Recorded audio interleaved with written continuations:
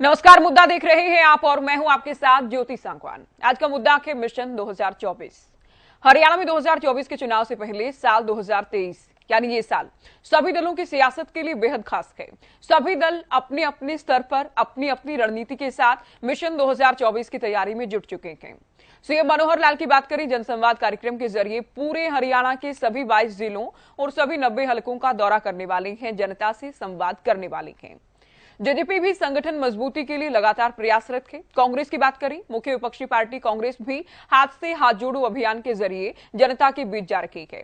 इनेलो की भी पूरे ही प्रदेश में पैदल यात्रा, परिवर्तन यात्रा जारी है। ऐसे में चर्चा हम करेंगे मिशन 2024 को लेकर, क्या वाकई सभी दलों ने कमर कस ली है? पहले रिपोर्ट आप देखिए।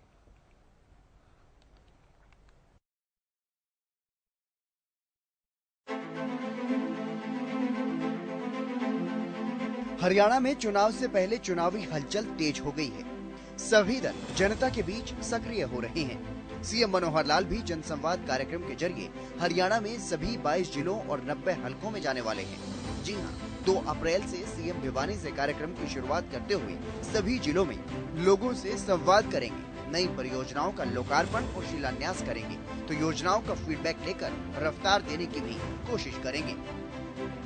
एक तरफ सीएम विकास कार्यों को रफ्तार देने को लेकर प्रयासरत हैं, तो जेजेपी भी संगठन मजबूती के लिए कार्य कर रही है। उधर मुख्य विपक्षी पार्टी कांग्रेस भारत जोड़ो यात्रा के बाद अब हाथ से हाथ जोड़ो अभियान के जरिए कहीं न कहीं इलेक्शन मोड पर है। वहीं इनेलो नेता अभय चौटाला परिवर्तन पदयात्रा नूह से शुरू कर पूरे प्रदेश में जा रहे हैं। अभय चौटाला 2024 में सत्ता परिवर्तन का दम भर रहे हैं। 2024 में बेहतरीन प्रदर्शन का दावा भी कर रहे हैं।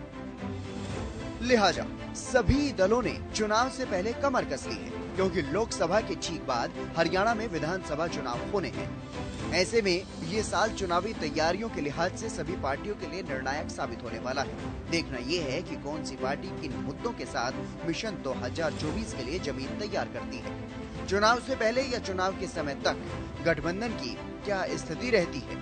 पिछले 2019 के चुनाव से साल 2024 का चुनाव किन मायनों में अलग रहता है? News desk, Haryana news.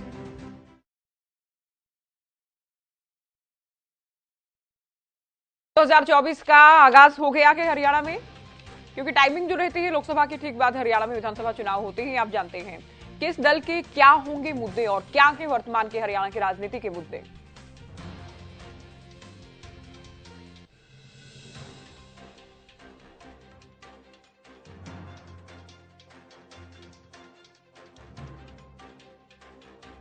तरह की हलचल को लेकर बात होगी। क्या परिवर्तन यात्रा से आएगा परिवर्तन?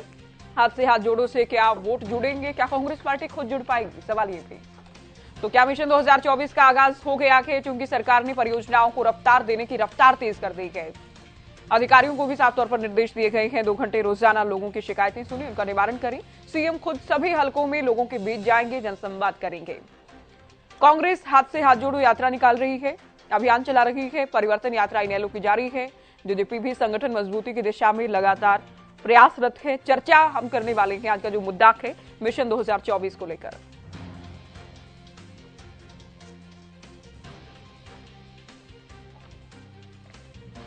तो आज के सवाल क्या होंगे ये हमने आपको दिखाया कि मिशन 2024 को लेकर। और देखिए, बड़ा सवाल ये कि पिछली बार के मुकाबले इस बार का चुनाव किन मायनों में अलग और खास होने वाला है। क्योंकि पिछली बार अलग अलग चुनाव लड़ा गया, लेकिन गठबंधन में सरकार बनी, तो इस बार क्या कुछ होने वाला है।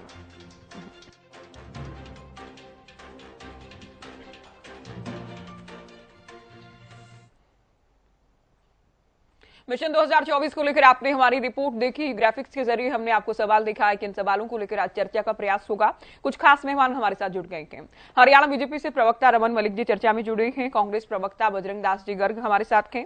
जेजेपी प्रवक्ता विवेक चौधरी जी, इनेलो प्रवक्ता रजत पंजेटा जी और साथ ही वरिष्ठ पत्रकार राजेंद्र जादून जी हमारे साथ चर्चा में हैं। स्वागत है आप सभी का।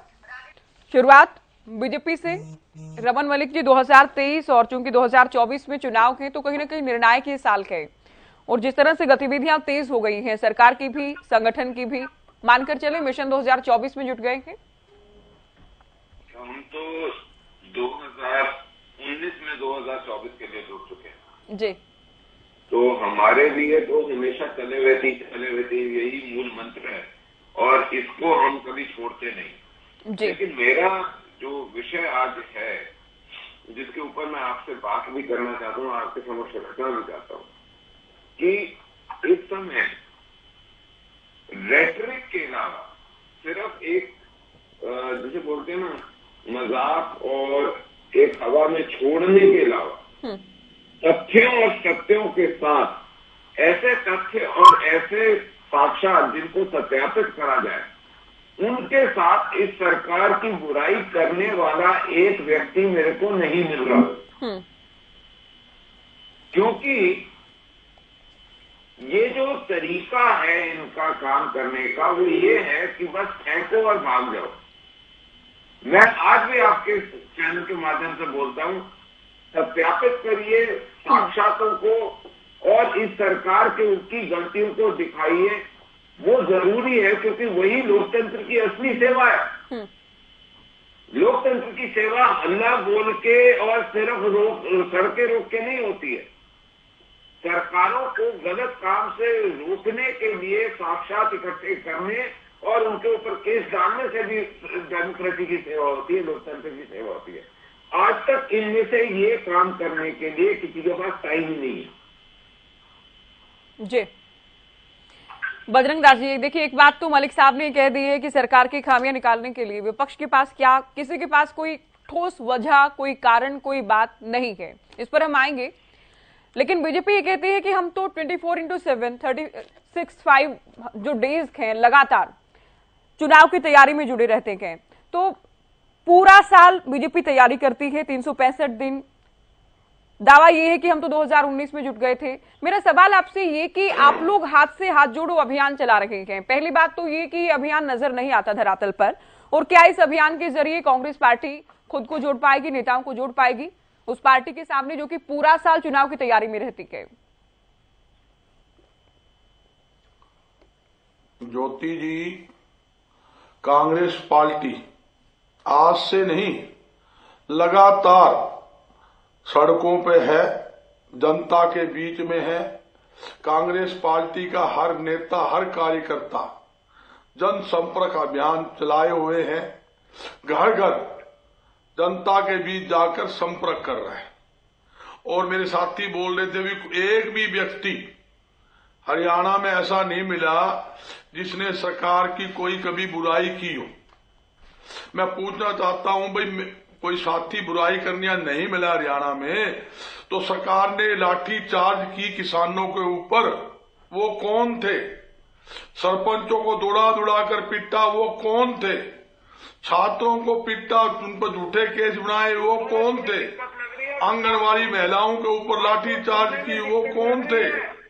मैं यही बताना चाहता हूं, इस सरकार से मेरे साथी रमन जी सुन लीजिए प्लीज, इस सरकार से हर वर्ग का नागरिक, किसान लगा लो, इनके तानाशाही रवैया से 750 किसान शहीद हो गए, भूलने वाले नहीं है।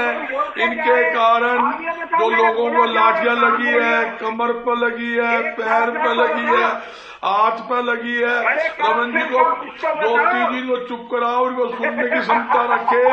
मैंने भी इनकी बात बड़े धीरे से सुनी थी, इनको कहे शांति रखे, सुनने का मादा रखे। जब बोलने का मादा रखते हो तो सुनने का मादा रखना चाहिए। मेरे रमन भाई को सुने प्लीज, आप सुनिए। आपके बीच में रमन जी, मैं आपके बीच में नहीं बोला, आप सुनिए, आप शांति से सुनिए, शांति से सुनने की क्षमता रखिए, शांति से सुनने की क्षमता रखिए मेरे भाई। बहुत गांधी बनते तो दुखी होता हूँ, क्योंकि पहले ही हमारे आपने जो बोला मैं उसी का जवाब दे रहा हूँ। आप सुनो, आप धैर्य से सुनो, शांति से सुनिए। आपके समय में बोल लेना, आपके समय में बोल लेना। इन्होंने जितने जुल्म प्रदेश की जनता पे किया है, देश की जनता पे किया, वो भूलने वाले नहीं। इन्होंने जिंदा ताऊ ताई, जिंदा पेंशन काट दी, आप जो कहाँ- जानने का सारा था आप किस लोग चीज को कर बोलने रहे हो? वाले नहीं है। रमन मलिक जी, 8,41,000 आप इनका उत्तर पूरा होने दीजिए, आपको किसी ने नहीं रोका था। गरीबों के आप सुने, बात पूरी कीजिए खट्टर साहब। ये इन्होंने 8,11,000 गरीबों के राशन कार्ड काट दिए। तो लोग वो तो भूलने 12 लाख वाले नहीं बने है। ना सर, इसको जिन्हों लेकर के तो ऊपर बहुत बार इन्होंने चर्चा हो उड़ा चुकी है, के विधानसभा तक भी चर्चा हो चुकी है उसे लेकर बार भी कार्ड भी बनाए गए। नहीं अगर चल कोई मैं बताना खामियां चाहता हूँ थी, ना, किसी की आय बढ़ी है, जो हम या लोगों कुछ के घर फर्जी घर जा था। रहे हैं, ज्योति जी। जी, जो हमारा जनसंपर्क अभियान है, उसमें हमारा मुख्य एजेंडा ये है, सरकार की जन विरोधी नीतियों को हम जगह जगह उजागर कर रहे हैं। इस सरकार ने किस प्रकार लोगों को लाइन में लगाकर नोटबंदी आएंगे मलिक जी। करके लोगों का घरों में लाइन में लगाकर नोट छीन लिए। किस प्रकार प्रदेश के अंदर बेहताशा महंगाई बढ़ी है, जिस प्रकार हरियाणा के अंदर बेहताशा बेरोजगारी है, किस प्रकार केंद्र सरकार के आंकड़े के अनुसार हरियाणा के अंदर सबसे ज्यादा खराब कानून व्यवस्था की स्थिति हरियाणा में, ये सारी बात बता रहे हैं। हम ये बता रहे हैं 2005 से लेके 2014 तक कांग्रेस के राज के अंदर हमने हर वर्ग के हित के अंदर काम किए।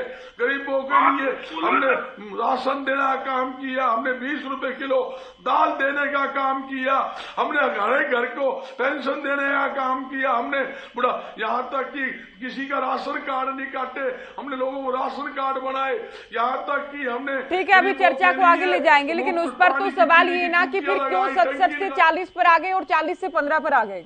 अगर बहुत अच्छा काम किया होता तो जनता क्यों बाहर का रास्ता दिखाती। देखिए मैं अभी ठीक है, हरियाणा आपने जो कहा उस पर ही छोटा सा कमेंट हरियाणा की जनता जो विवेक जी के पास चले उससे पहले मलिक जी कुछ कहना चाह रहे हैं। ठीक है सर साहब, पचड़ाती है जनता एक मिनट, उतारती है। अरे बजरंग भाई एक चीज नाच रही है, इनको आज नहीं, इनको बजरंग जी, नीचे आप- उतारने का काम करेंगे।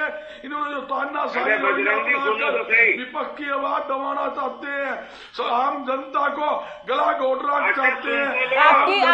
आपका जवाब पूरा हो चुका है, आपका जवाब पूरा हो चुका है। मैं रमन मलिक जी से सवाल पूछ चुकी हूँ, आप संक्षेप में बताइएगा, उसके बाद चर्चा में आगे जाए। देखिए, मैं सिर्फ इतना कह रहा हूं अपने कांग्रेस के मित्र से, फिलहाल कांग्रेस के तुगलक को तुगलक लेन से बाहर निकाल दिया हुआ है, तो उसको एक ठोर ठिकाना ढूंढ दो, नहीं तो बेचारा ऐसी बावरा से घूमेगा। इसको मम्मा के पास भेजो या कहीं भेजो। पूरी कांग्रेस की जो परिस्थिति है ना, वो उसको संभालने में लगनी चाहिए, क्योंकि 25 साल से ना वो संभला ना आप संभाल पाए। तो अब जो है आप उस पर ध्यान दो, नहीं तो वो बेचारा कुछ ना कुछ और करवा देगा। रमन भाई चिंता ना करे, तुगलक आप अपनी पार्टी की चिंता करे, आप खट्टर साहब की चिंता करें, कांग्रेस की चिंता करने के लिए हमारी जनता से बाहर निकल गया। हरियाणा में जीजा जी ने जमीन लेकर दी थी, उसमें रहेगा कहाँ रहेगा तुगलक? लाठी की अरे तुगलक जो है तुगलक लेन से बाहर निकल गया। अध्यक्षता रद्द हो गई। अरे आप ये बताओ कि वो कहाँ रहेगा? हरियाणा में नहीं आ रहे, उनको फ्लैट लिए हुए हैं, प्लॉट लिए हुए हैं, जमीनें ली हैं। बजरंग दास जी और रमन मलिक जी, रमन मलिक जी और बजरंग दास जी, आप दोनों अभी रुकिए। काम करेगी मेरे साथ। बजरंग दास जी अभी सुनिए, करिए। ठीक है अभी सुनिए। विवेक जी, एक सवाल आज गठबंधन को लेकर भी है, क्या अलग अलग मैदान में जाएंगे? कुछ चर्चा इस तरह की, क्योंकि ओपी धनखड़ की ओर से पिछले दिनों कहा गया कि चुनाव की तो अलग अलग तैयारी कर रहे हैं, अभी आगे साथ लड़ेंगे नहीं लड़ेंगे वो बाद की बात है।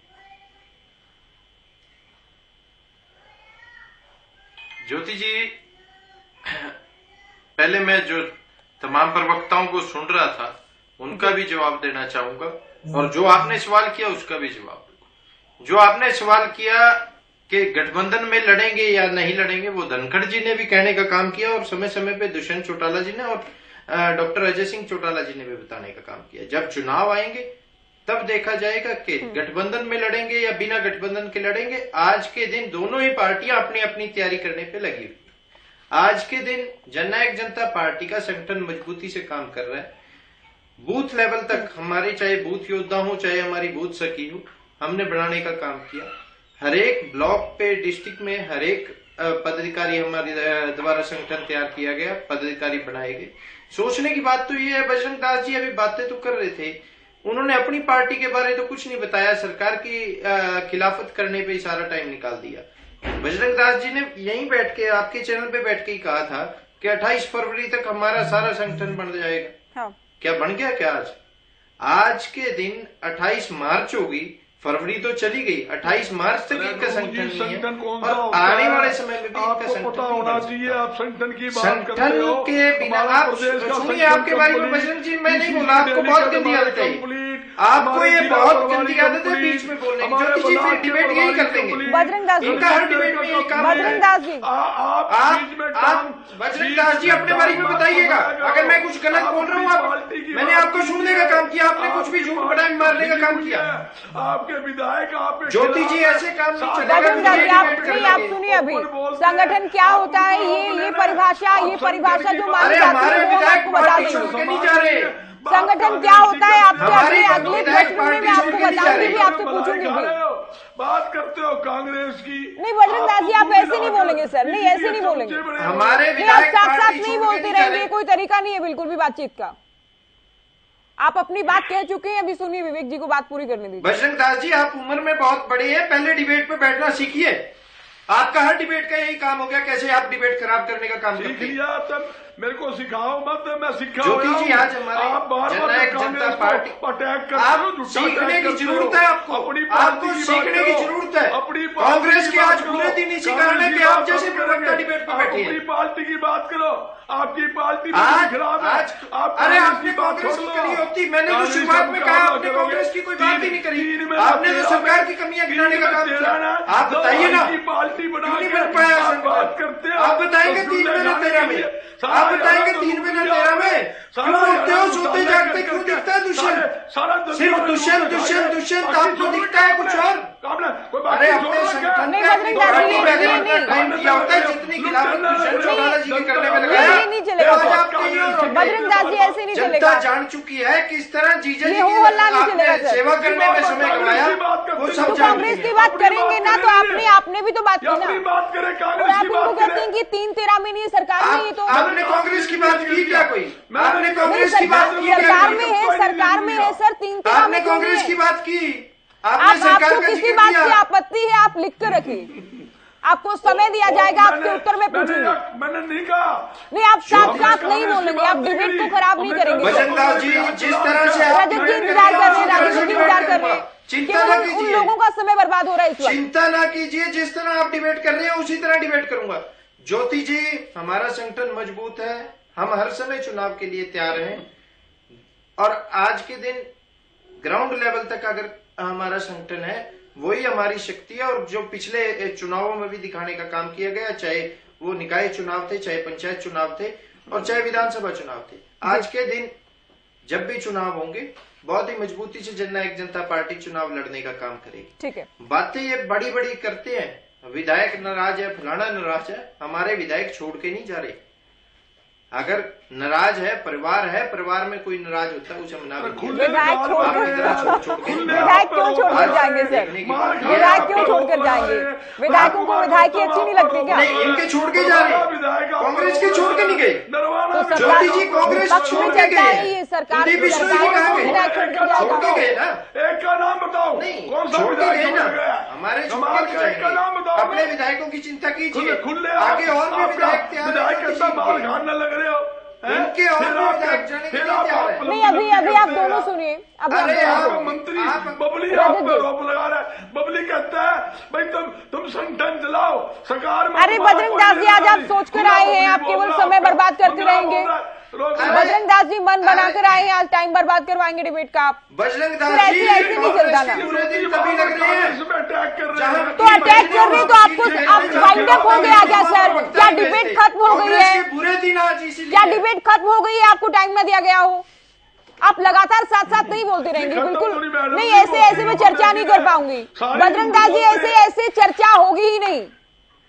ये हो हल्ला नहीं चलेगा सर, ये कोई तरीका नहीं है, ये केवल टाइम बर्बाद करना है। डिबेट में तुगलक है। रमन मलिक जी आप भी सुने। पंजिटा जी अभय से भी मैंने सवाल पूछा, केवल एक विधायक पार्टी बहुत बुरे या सबसे बुरे दौर में फिलहाल के परिवर्तन यात्रा आप निकाल रहे हैं, आगामी चुनाव के लिहाज से क्या उम्मीदें यात्रा से? ज्योति जी ऐसा राजनीति के अंदर कभी भाजपा के भी पूरे देश में 84 में 2 MP होते थे, तब भी उनसे ज्यादा MP थे। उसके बाद परिस्थितियां भी बदलती हैं, वक्त भी बदलता है और लोगों को देखने का मौका भी मिलता है। आज भाजपा जो 9 साल से जनता की याद नहीं आई भाजपा को, अब आखिरी चुनावी जो वर्ष है उसमें अब इनको जनता की याद आ रही है। उसी जनता के ऊपर जिस जनता के ऊपर 3 लाख करोड़ का ये कर्ज चढ़ा चुके हैं, वही ये जनता है जिसको बेरोजगारी में त्राहिमाम हो रहा है। आज जॉब वैसे ही नहीं है, उसके बाद कौशल रोजगार जैसे निगम बनाए जा रहे हैं जहाँ पे बैकडोर एंट्री अपने चहेतों को इन्होंने भर्ती करने का काम किया। पक्की नौकरी इन्होंने हटा दी, पक्की पेंशन इन्होंने हटा दी, न्यू पेंशन स्कीम ये ले आए, कर्मचारियों के ऊपर ये लठ बरसाते हैं। हर दूसरे तीसरे दिन विधानसभा का सत्र जब भी होता है वो रास्ता बंद ही मिलता तो है। ये कहाँ लेकर आए सर?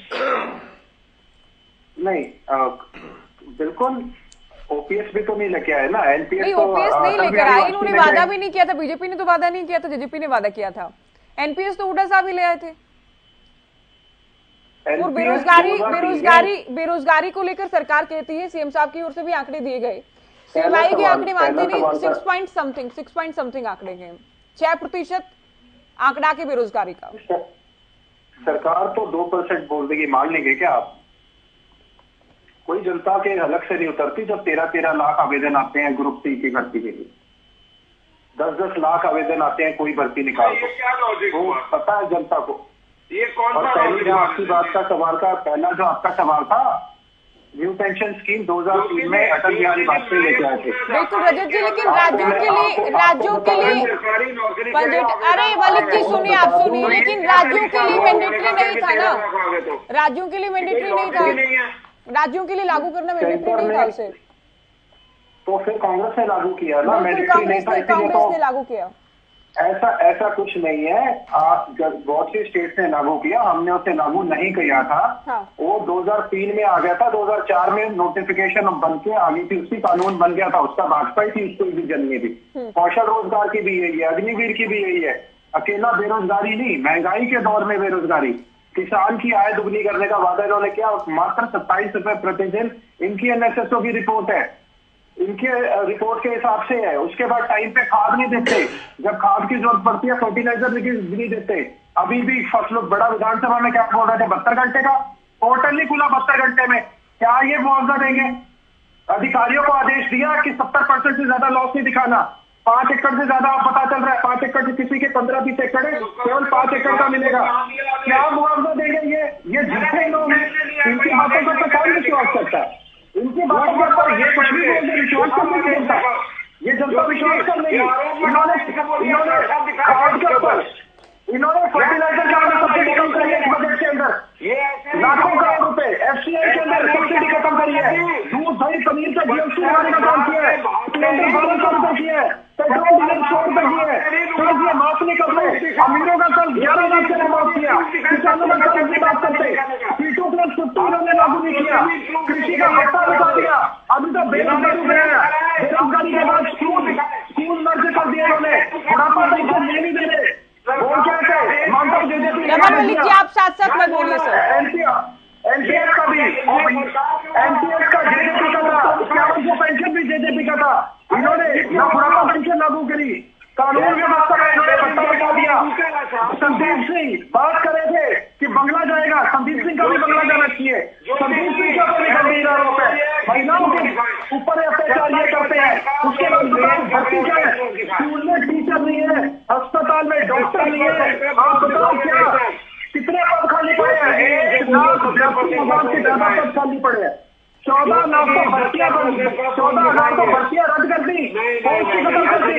बीच में इसीलिए बोल रहे हैं कि तुमने सुना कि जानबूझ के बीच में टोकाटाकी कर रहे हैं ताकि जनता तक आवाज न पहुंचे। रमन मलिक जी, चाहते ही नहीं जनता सुने। रमन मलिक जी, आखिरी वर्ष में अब इनको 9 साल सत्ता की मलाई पीछे 3 लाख करोड़ का कर्ज हरियाणा में डुबा के, हरियाणा प्रदेश का भट्टा बिठा के और सरपंचों को लड़कियां बचा के कृषि कानून में 750 किसान शहीद हुए। मुख्यमंत्री ने कहा कि लाठी लेकर तैयार करो, लाठी लेकर तैयार हो जाओ। किनके विरुद्ध? किसान के विरुद्ध। कब किसान को बताएगा किसान के विरुद्ध? जैसे मुख्यमंत्री के बयान पे नस तैयार कर लो, इनके मुख्यमंत्री के बयान पे कि नस तैयार करो। अब आप गांव में जाओगे, किस मुंह से वोट मांगने जाओगे? आप सिर्फ वोट मांगने परिवार के जरिए क्या हर महीने के अंदर 5-5, 6-6, 7-7, 10-10 सरकार आपके बात को रहा होते, आप सीरियस होते हैं, तब मुख्यमंत्री से मिल नहीं सकता, रमन मलिक नहीं मिल सकता, रमन मलिक को भी अपॉइंटमेंट लेनी पड़ेगी। ये इनके पार्षद को मिल नहीं सकते, लीडर एमएलए को मिल नहीं सकते। आज मुख्यमंत्री कहते हैं गाँव में जाएंगे, इसीलिए टॉकता बीच बीच में, ताकि जब सच सामने आएगा उसको सच को दबाने का काम करोगे, ऐसे दबाने का काम करोगे। जनता हिसाब मांगेगी आपसे, जनता आपसे हिसाब मांगेगी। हरियाणा के 3 लाख करोड़ की पाई का कहाँ गया वो? इन टेंडरिंग में सरपंचों को आपने पिटा, किसको छोड़ा आपने? महिला को आपने छोड़ते, महिला सरपंचों को आपने डंडे बनताए।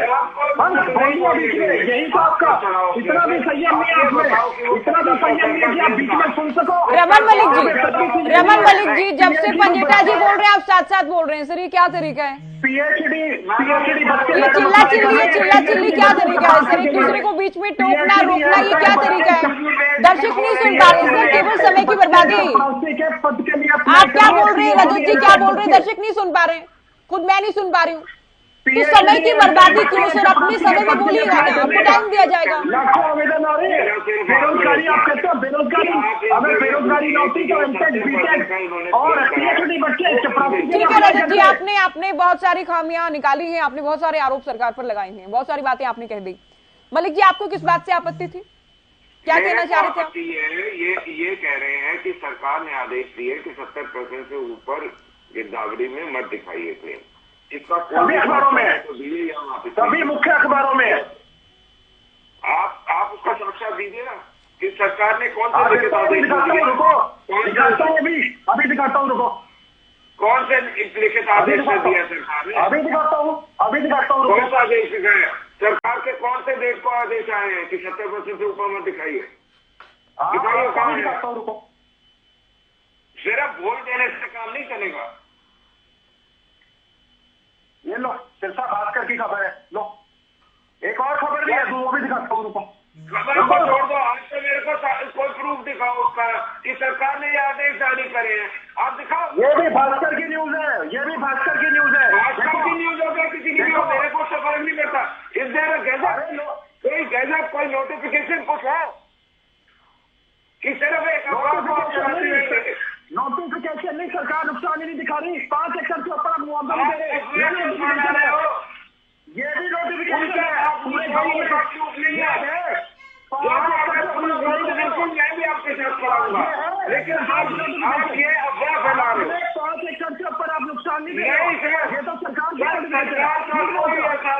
चलिए आप दोनों अभी सुनिए, रजत पंडिता जी और रमन मलिक जी, आप सुनिए। अभी जाधवन साहब हमारे साथ हैं, उनका पहला उत्तर भी अभी नहीं हो पाया है। जाधवन साहब, आज के वक्त की बात करें, हालांकि बीजेपी चुनाव की तैयारियों में सबसे आगे रहती है। जहां कांग्रेस की बात करें, हालांकि बजरंग दास जी को आपत्ति होगी इस बात से, संगठन नहीं बना पाएगी, लेकिन बीजेपी पन्ना प्रमुख तक पहुंच जाती है। जिला अध्यक्ष क्या, ब्लॉक अध्यक्ष, बूथ स्तर पर पन्ना प्रमुख तक बना दिए जाते हैं। तो आज की तारीख में हम बात करें चुनाव के लिहाज से, आपको क्या लगता है कि कौन सी पार्टी सबसे आगे है? अमूमन तो चूंकि मैंने भारतीय जनता पार्टी का जिक्र किया कि आगे रहती है, पर सांगठनिक दृष्टि से बहुत आगे रहती है। और अब तक भारतीय जनता पार्टी की 2 सांसदों से लेकर और ये थम्पिंग जबरदस्त मेजॉरिटी तक जो स्थिति, जितनी बड़ी संख्या उनको मिली है लोकसभा में, वो संगठन का जो उनका प्रबंध है वो इतना मजबूती के साथ और इतना रणनीतिक तरीके से सूझबूझ के साथ चलाया जाता है कि वो उनको उसका श्रेय उस सांगठनिक प्रबंध कुशलता को ही इसका श्रेय जाता है कि पार्टी अब दूसरी बार लगातार सत्ता में आई और पूर्ण बहुमत के साथ आई है। तो इस मामले में अब हरियाणा में देखा जाए तो कांग्रेस बहुत पीछे है। या जेजेपी का भी जो है सांगठनिक दृष्टि से कामकाज ठीक चल रहा है, वो भी अपने प्रबंध और तैयारियों में जुटे हुए हैं। लेकिन कांग्रेस जो है इतनी उलझी हुई है आंतरिक अंतर्विरोधों में कि वो अपने ना ब्लॉक स्तर पे कार्यकारिणियां इकाइयां बना पाई है, ना जिला स्तर पर बना पाई है। अब ये है कि वो तो सिर्फ जो एंटी इनकम्बेंसी और उनका घोषणा पत्र, जो आकर्षित करने वाला घोषणा पत्र होगा, उसके भरोसे ही वो चुनाव मैदान में उतरने की तैयारी में है। इसके अलावा सांगठनिक दृष्टि से जो मजबूती कांग्रेस में आनी चाहिए वो दिखाई नहीं देती और पिछले 10 साल से सत्ता से बाहर है, लेकिन तब भी जो है वो इसके लिए तैयार नहीं है कि संगठन खड़ा किया जाए। जी रमन मलिक जी, विपक्ष देखिए बार बार ही कहता कि पंजिटा जी ने भी कहा, बजरंग दास जी ने भी कहा कि लगभग हर एक वर्ग सरकार से परेशान है। किसानों की बात करें, व्यापारियों की बात करें, कर्मचारियों की बात करें, सड़कों पर के खासतौर पर टेंडरिंग का भी जिक्र किया गया। तो एक तरफ तो सरकार प्रयास कर रही है कि परियोजनाओं को रफ्तार दी जाए, लेकिन जो आरोप विपक्ष लगा रहा कि महंगाई से जुड़े, बेरोजगारी से जुड़े, हर एक वर्ग से जुड़े, इन आरोपों से कैसे पार पाएगी भारतीय जनता पार्टी? क्योंकि हरियाणा की जनता ने एक फैसला कर लिया और वो फैसला ये है कि लाख गाने गा लो, आएगा तो फिर मनोहर। तो ये जो है ना, ये अपने मन से हटा लो, क्योंकि जो काम मनोहर लाल जी ने कर दिया वो इस प्रदेश में आज तक नहीं हुआ। सरकार करके दे दी और इसके साथ साथ जितने अधिकारी गलत हो रहे हैं उनको आईडी में दुखी कर दिया, परिवार पहचान पत्र में दुखी कर दिया। जबरदस्त अटैक रहता है करप्शन के ऊपर। तीसरी चीज, ये पारिवारिक नेता है, हरियाणा दुखी है। एक बारी इनके पूरे जोर लगाया था 70 बोला, सब 40 आए थे। जो सबसे इम्पोर्टेंट है वो ये है कि कोई भी एक मुश्किल आएंगे किसी भी पक्ष को बिना सुने ऐसे कांग्रेस की पता नहीं लगा उसका होता है। पता नहीं लगा कांग्रेस का पूरे और अपना पराया नहीं करती तो फिर जनता उसको दिल खोल के रखती है। आप जो मर्जी कहते रहे, आप तो गए थे रजत जी, आप वजीरत बनने गए थे, पीडब्ल्यूडी के कारिंदे बन के आ गए थे खोद के। और जहाँ तक कांग्रेस है वो भी हमको दिख गई है। जो ये बातें है ना, इनको छोड़ दीजिए, आप अपने असलियत से आइए कि आपने इंदिरा गांधी ने भी कसी मारी थी कोल्हापुरी में, हमने तो कहना कि जल्ले बंदी थी, एक मेमोरी बजाते रहो, उसमें कोई फर्क नहीं पड़ता। मैं आपके क्या रोड मैप है? हमने तो कहना कि जल्ले भैया न्याय युद्ध के लिए इस्तीफा दिया था मैम से। अगले 50 साल में आप हरियाणा क्या देखना चाहते हैं? इस्तीफा दिया था? कोई रोड मैप नहीं, कोई कुछ इस्तीफा किसके दिया? क्या विजन ऐसा विजन किसी को नहीं चाहिए। आपने 3 लाख करोड़ में प्रदेश को डुबा दिया, ये विजन कहते हो? बजरंग दास जी से सबको आपत्ति होती है, वो शांत हो गए अभी। बजरंग दास जी शांत बैठे, लेकिन उनके अलावा कोई शांत नहीं एक दूसरे के बारे में। रजत जी आपके बीच में बोल रहे हैं, आप रजत जी के बीच में बोल रहे थे सर, ऐसे सुन नहीं पा रहे ना। इन्होंने शुरुआत इन्होंने की ज्योति जी, मैंने कोई नहीं शुरुआत इन्होंने, मैंने जैसे ही बोलना शुरू किया बोलने लगा। ठीक है मलिक साहब, बात पूरी हो गई आपकी? देखिए मैं कुछ बोलने को, हम सब चुप हो जाते हैं, इनसे बुलवा लो, कुछ है ही नहीं बोलने को, क्योंकि इनसे बुलवा लो सब चुप हो जाएंगे, जनता भी सुनेगी इनके। बजरंग दास जी अभी आ रहे हो। बजरंग जी इनको बोलने को थोड़ी देर पता तो चले, बोलने को है क्या, कुछ है इनके पास बोलने को, हम चुप हो जाते हैं बोलने को। हम कि आप मेरी कॉन्स्टिट्यूएंसी का अगले 10 साल का रोड मैप बताइए, 25 का बताइए, 50 का बताइए, आपके पास है क्या? अगर तो वो आपको सेटिस्फाई करे तो उसको वोट दीजिए, वरना बिल्कुल मत वोट दीजिए, बेशक मेरी पार्टी का हो। लेकिन अपने प्रदेश, अपनी कॉन्स्टिट्यूएंसी का रोड मैप जरूर पूछिए, क्योंकि अगर पॉलिटिकल पर्सनालिटी जो आपके पास आती है उसके पास विजन नहीं है तो वो डिवीजन करके छोड़ देगा आपका और कुछ नहीं करेगा। आपको इकट्ठा करके हरियाणा एक, हरियाणवी एक करके आगे नहीं बढ़ाएगा। ठीक है सर, आपको सिर्फ जात पात में बांटेगा। बजरंग दास जी, आपने विवेक जी ने जब कहा कि संगठन नहीं बना पाए आप लोग, तो आपको आपत्ति थी, शिकायत थी इस बात से, लेकिन सर ये तो सही है ना कि संगठन नहीं बना आप लोगों का। जिला अध्यक्ष की बात करें, ब्लॉक अध्यक्ष की बात करें, अभी रायपुर में कार्यक्रम होना था, तब लगा शायद डेलीगेट्स के साथ लिस्ट भी आ जाएगी जिला अध्यक्षों की, लेकिन तब भी नहीं आई। तो ऐसे बिना संगठन के कैसे चुनाव में जाएंगे? हालांकि सालों से तो चला आ रहा है हरियाणा कांग्रेस में ये। ज्योति जी मैं यही बताना चाहता था कि पूरे प्रदेश की हमारी टीम बन चुकी है, प्रदेश के हमारे प्रतिनिधि बन चुके हैं। क्या सर, क्या खुफिया टीम, क्या गुप्त टीम बनाई है कोई? हरियाणा के कैसी टीम बनाई है कि हरियाणा की जनता को या हरियाणा कांग्रेस के जो कार्यकर्ता हैं उनको जानकारी नहीं? ज्योति जी मेरी बात सुनिए। क्या अंडरग्राउंड रहकर काम कर रही है टीम? नहीं सर बताएं ना, मैं भी जानना चाहती हूँ कि कौन सी टीम है जो लिस्ट जारी की गई। मैं सारा यही तो बता रहा हूँ आपको, आप सुनोगे तो आपको पता लग जाएगा। एक सिर्फ जिला प्रधान के सिवाय, ज्योति जी डेट पूछ, जिला प्रधान की और हमारे ब्लॉक के प्रधान की लिस्ट आनी है। उसके अलावा जिले के प्रभारी, कन्वीनर, ब्लॉक के प्रभारी, कन्वीनर, स्टेट की बॉडी के पदाधिकारी, पीसीसी के मेंबर, जितने भी सेल है प्रदेश के पदाधिकारी पूरी टीम में बन चुकी है, अखबारों में लगातार आउट हो चुकी है और ग्राउंड स्तर पर काम कर रही है। और जहां तक कि हमारे कांग्रेस पार्टी के नेता और कार्यकर्ता घर घर संपर्क कर रहे हैं, हाथ जोड़ो अभियान के तहत, जन जागरण अभियान के तहत, और जगह जगह हमारी जनसभा, रैलियां, मीटिंगें हो रही है। 2 तारीख को आप लोग जिला अध्यक्ष नहीं बना पाते हैं, 14 तारीख ठीक है। भारत जोड़ो यात्रा को लेकर भी जिम्मेदारी लगाई गई, हाथ से हाथ जोड़ो को लेकर भी जिम्मेदारी लगाई गई, कुछ नेताओं की, प्रभारियों की भी लिस्ट आई, ठीक है। लेकिन फूलचंद मौलाना की बात से बात कर लें, आप अशोक तंवर की बात करें, कुमारी सैलजा की बात करें, ये लोग अपना कार्यकाल पूरा कर गए लेकिन संगठन नहीं बना पाए। आज भी स्थिति क्या है? उदयभान की ओर से कहा गया था कि 3 से 4 महीने में संगठन का गठन हो जाएगा, लेकिन स्थिति जस की तस बनी है, ढाकते 3 पात, कोई संगठन नहीं। मुझे ज्योति जी 1 मिनट मुझे दे दीजिए प्लीज, मेरी बात पूरी हो जाने दो। उस समय संगठन नहीं बने थे, इस समय मैं बताना चाहता हूं ब्लॉक स्तर से लेके जिला से, शहर से लेके स्टेट तक की सारी बॉडियां बन चुकी है। सिर्फ एक लिस्ट आनी बाकी है, मैं आपको बताया, जिला और ब्लॉक प्रधान की, बाकी प्रभारी, कन्वीनर सब बन चुके हैं। उसमें कोई और फील्ड में काम कर रहे हैं। मैं सरसा जिला का प्रभारी हूं, हिसार जिला का कन्वीनर हूं, जो मेयर के चुनाव होने हैं वो जो फरीदाबाद के अंदर उसका मैं मेंबर हूं और प्रदेश प्रवक्ता भी हूं। मैं आपको बता जाता हूं, जहां तक कि मैं कहता हूं, जो भारतीय जनता पार्टी बोल रही थी अब की बार बहुत हुई महंगाई की मार, ये लोग कहते थे हमारा राज आ जान दो, 250 रुपए रसोई गैस सिलेंडर कर देंगे, 1150 कर दिया। जो 3.5 कहते 35 रुपए पेट्रोल दे देंगे, वो 100 पार कर दिया।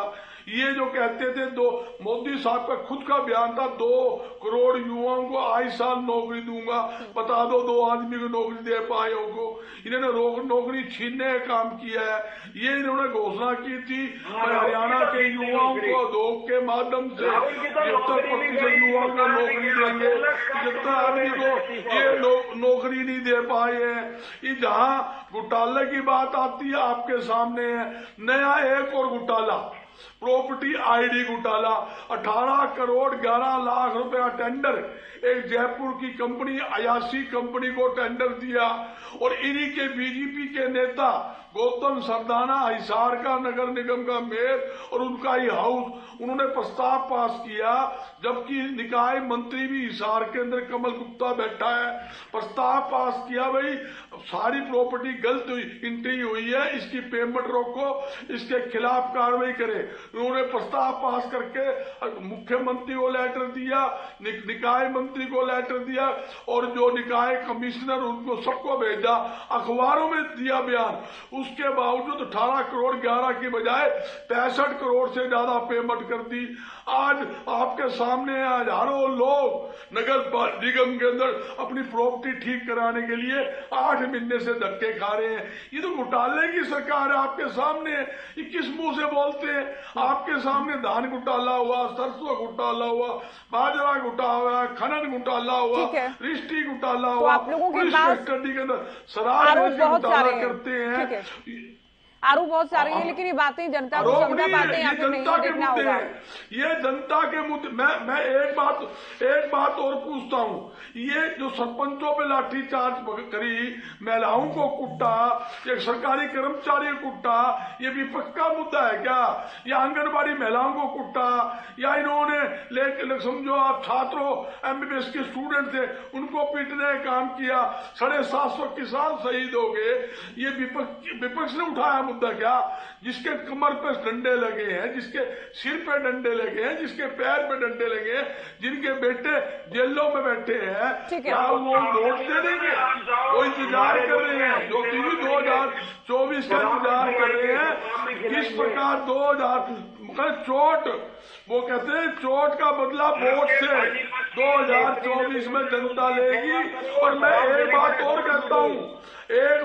कहता हूँ, अगर मुख्यमंत्री जी करनाल के अंदर अपने विधानसभा में जनसभा नहीं कर पाए, हेलीकॉप्टर ऊपर उड़ाते रहे, आपको ध्यान होगा किसान आंदोलन। चलिए अभी चर्चा को आगे ले जाना होगा, काफी विस्तार से आपने अपनी बात कह दी। धरती के अंदर हेलीकॉप्टर उतरने नहीं दिया लोगों ने, बजरंग दास जी, स्टेज तक तो ये तो अच्छी बात नहीं है ना, किसानों ने हमारे ये तो बिल्कुल, ये तो इसकी तारीफ तो नहीं करनी चाहिए ना कांग्रेस को। साथी, किसी नेता को या प्रदेश के मुख्यमंत्री को कार्यक्रम ना करने दिया जाना, इसकी क्या तारीफ होनी चाहिए? नहीं, विरोध अपनी जगह, लेकिन कार्यक्रम करने से रोका जाना, इसकी क्या तारीफ कर रहे हैं आप? रुकिए अभी सर, आप रुकिए, आप बहुत सारी बातें कर चुके हैं। जिसका घर का लाडला मर जाता है, जिसके घर पे बजरंग दास जी ऐसे नहीं, वो क्या देखिए दूसरे प्रवक्ताओं को टाइम नहीं मिल पाएगा, फिर दूसरे जो लोग नहीं, बाकी प्रवक्ता इंतजार कर रहे हैं, उनके साथ तो जस्टिस नहीं हो पाएगा ना सर, आप लगातार अगर बोलते रहे। विवेक जी ठीक है, पिछली बार आप लोगों ने अकेले चुनाव लड़ा, यमुना पार का नारा दिया, जो लोग बीजेपी से नाराज थे उन लोगों ने भी आपको वोट किया, आपकी पार्टी को वोट किया, 10 सीटें जीतकर आए, गठबंधन में सरकार बना ली। लेकिन इस बार किन मायनों में अलग देख रहे हैं इस बार के चुनाव को? दोनों ही परिस्थितियों में अगर साथ जाते हैं तो क्या परिणाम देख रहे हैं, अलग जाते हैं तो क्या स्थिति देख रहे हैं? ज्योति जी, मैं पहले भी कह चुका हूं, दोनों ही परिस्थितियों के लिए तैयार है। अगर चुनाव में जाने की बात आती है तो माननीय दुष्यंत चौटाला जी द्वारा जो प्रदेश सरकार में रहते हुए काम किए गए, उन्हीं को जनता को बताने का काम करेंगे और जनता के बीच में जाने का काम करेंगे और निरंतर जा भी रहे हैं। हम तो एक ही बात कहते हैं, जो वादे किए हैं उनको पूरा करने की तरफ चल रहे हैं। अभी मेरे भाई ने जिक्र किया था 5100 पेंशन का, हम पहले भी कह चुके हैं और अब भी कह रहे हैं, करेंगे, जो कहा है उसको किया है। तमाम वादे हो, चाहे 50% महिलाओं की हिस्सेदारी हो, चाहे 33% राशन डिपो में हिस्सेदारी देने की बात हो महिलाओं को, तमाम वादे, चाहे 75% युवाओं को रोजगार देने की बात हो, तमाम वादे पूरे करने की तरफ हम जा रहे हैं और पूरे करके ही जनता के बीच में वोट मांगने के लिए हम जाएंगे। आज ये बातें करना कि ये नहीं हुआ, वो नहीं हुआ, अभी मैं सुन रहा था एक प्रवक्ता साथी कह रहे थे कि रोजगार नहीं मिल रहा और लोग धक्के खा रहे हैं। आप ये देखिए कि हम कैपेबल बना रहे हैं, रोजगार देने के लिए कैपेबल बना रहे हैं, चाहे स्किल सेंटर्स की बात हो, चाहे कौशल रोजगार के थ्रू हम रोजगार देने का काम कर रहे हैं। आज कैपेबिलिटी आप इतनी हरियाणा प्रदेश के युवाओं में देख रहे हैं, कहीं ITI के माध्यम से, कहीं पॉलिटेक्निक के माध्यम से, कहीं स्किल सेंटर्स के माध्यम से आज युवा रोजगार की तरफ जा रहा है। अगर मैं बात करूं, अभी कह रहे थे आदेश दिया, कोई आदेश की कॉपी इनके पास नहीं है, हवाई बातें। जनाब, आप अखबारों की बातें ना कीजिए, अखबारों में तो बहुत कुछ लगता है, अखबारों में वो फोटो भी लगती है जिसमें आपकी यात्रा में आपके नेता अकेले चले दिखते हैं। आज सिर्फ और सिर्फ विरोध ना किया जाए, अपनी पार्टी की नीति बताई जाए। मैं सुन रहा था अभी एक प्रवक्ता बोल रहा है, उसके बीच में दूसरा बोलने लग जाएगा। जनाब, अगर आपको स्पष्ट है आप बताइए अपने बारे में। मैंने बैठ के सभी की बात सुनने का काम किया। कांग्रेस के प्रवक्ता एक बार भी ये नहीं बता पाए कि हमारी लिस्ट कब आएगी। स्वयंभू 4-4 पद तो ले लिए, स्वयंभू नेता बन के 4-4 पद ले लिए। प्रवक्ता के अलावा, प्रवक्ता भी मजबूरी है कांग्रेस की, पार्टी का पक्ष रखना है। अच्छा। बताइए ना लिस्ट, कौन सी लिस्ट आई? आज के दिन इनके पास लिस्ट कहां से निकालेंगे? ये खुद ही दिखा रहे हैं आदमियों की कमी है कि आदमी को कह रहे हैं मेरे को 4 पद दे रखे। आज के दिन कांग्रेस का संगठन आपने कहा था 28 ये डिप्टी सीएम को लेकर कहेंगे सारे। नहीं, बजरंग दास जी की फेवरेट लाइन जो है, ये डिप्टी सीएम को कहेंगे सारे विभाग उन्होंने ले रखे हैं। नहीं, मैं बता रहा हूँ, बजरंग दास जी मुश्किल से इस बात को भूले हैं, हर डिबेट में कहते हैं। अनूप धानक जी कौन है? बताइए ना मंत्री, आप बताइए। आज तमाम चेयरमैन ही अगर हो, विधायकों को देने का काम किया गया, तमाम मंत्री पद जो है मंत्री बनाए गए,